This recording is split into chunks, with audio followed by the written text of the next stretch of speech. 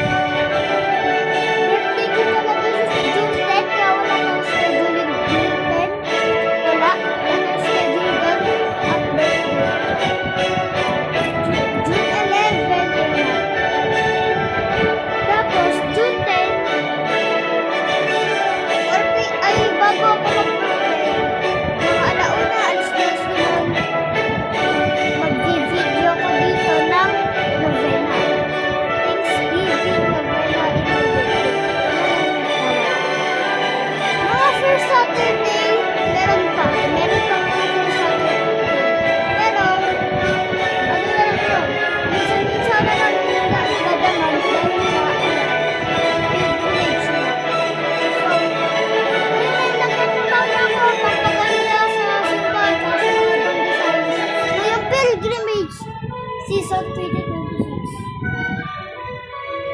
Tapos, yung Mahal na Birhen, kung makikita niyo naman, dalawa yung bagong karosa. Tapos, may papakita. Kasi, ngayon, yung dalawang karosa na yun, yung isa yung baguhat, hindi yung kulay blue yung kulay yellow. Yung baguhat.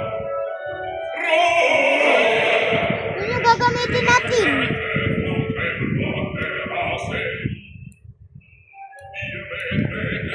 Nakakaintindi na ako ng Spanish, kaya yung nakakantayin ko. O kaya Latin, basta. Alam ko na yun. Nakakantayin ko to, pero pinapractice ko pa rin at ang bilis. Yun ang papracticein ko